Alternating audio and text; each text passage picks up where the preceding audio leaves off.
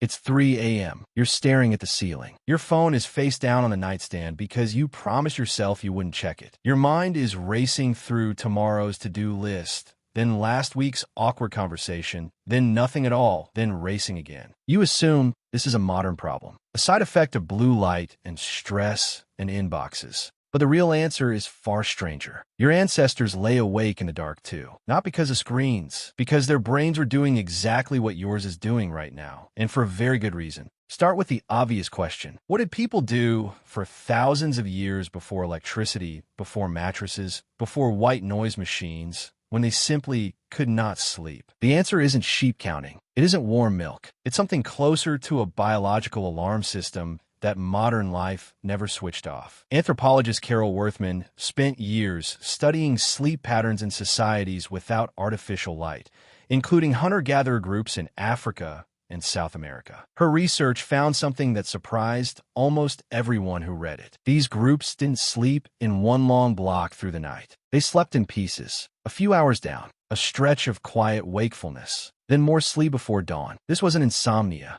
It was normal. Historian Roger Akirch found something even more specific buried in old court records, diaries, and medical texts from pre-industrial Europe. People routinely referred to a first sleep and a second sleep, with an hour or two of wakefulness in between. During that gap, they didn't panic. They got up. They tended the fire. They talked quietly with a partner. Some prayed. Some had sex. Then they went back to bed. 2 sleeps a night, deliberately. Once artificial light arrived, that pattern vanished almost overnight. Akirch's research points to a simple mechanism. Candlelight, then gas lamps, then electric bulbs, pushed bedtimes later and compressed sleep into one forced block. The gap in the middle didn't disappear because humans stopped needing it. It disappeared because society stopped allowing it. So when you wake up at 3 a.m., convinced something is wrong with you, consider this. You might just be doing what your body was built to do for most of human history. But why would waking up in the middle of the night be useful at all? Isn't sleep supposed to be uninterrupted?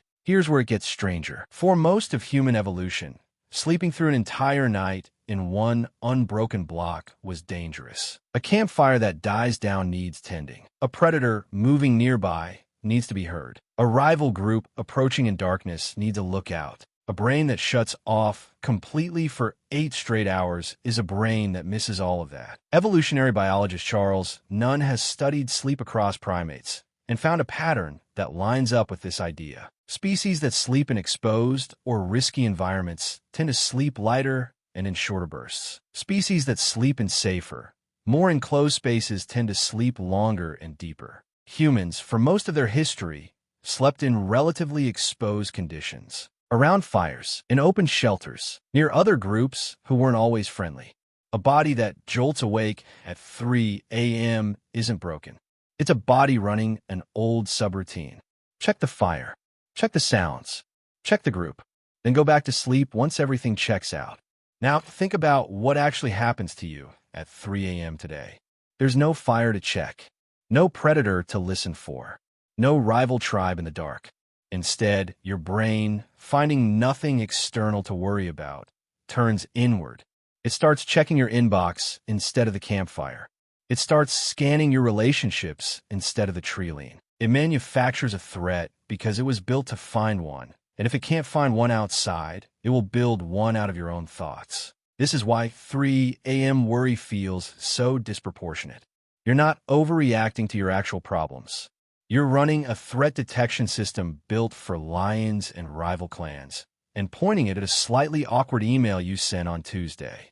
Psychologist Ernest Hartmann, who spent decades researching dreaming and nighttime cognition, proposed that the brain during these wakeful gaps is unusually associative. Thoughts connect more loosely. Emotions surface with less filtering. This is likely why creative insight, unresolved grief, and sudden anxiety all seem to cluster in those middle-of-the-night hours. Your guard is down in the exact way it needs to be down to notice a predator's rustle in the grass. It's also down in the exact way that lets old worries rustle just as loudly. So what did people actually do with that time once they were awake? They didn't fight it. Akirch's historical sources describe this waking period almost affectionately.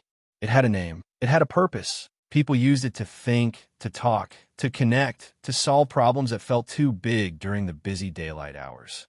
Married couples reportedly used this time for intimacy more than any other part of the night.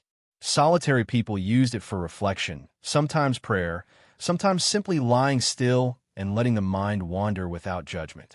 Nobody reached for a phone. Nobody spiraled into checking work email. The wakeful gap was expected, so it wasn't feared. That distinction might be the entire answer to your 3 a.m. problem. Modern sleep researchers have started circling back to this idea. If waking briefly in the night is a deeply old, deeply normal pattern, then the anxiety many people feel about that waking might be the real disorder, not the waking itself. You're not failing at sleep. You're succeeding at an ancient rhythm and then punishing yourself for it with a phone screen and a racing pulse. Here's the twist most people miss. The problem was never the waking. The problem is what surrounds it now. No fire to check means no calm, physical task to settle the mind. No expectation of a second sleep means every minute awake feels like a failure instead of a pause. No shared darkness with another person nearby means the loneliness of nighttime wakefulness hits harder than it ever did around a fire circle. Your ancestors weren't better sleepers than you. They just weren't afraid of being awake. Think about your own version of the campfire check.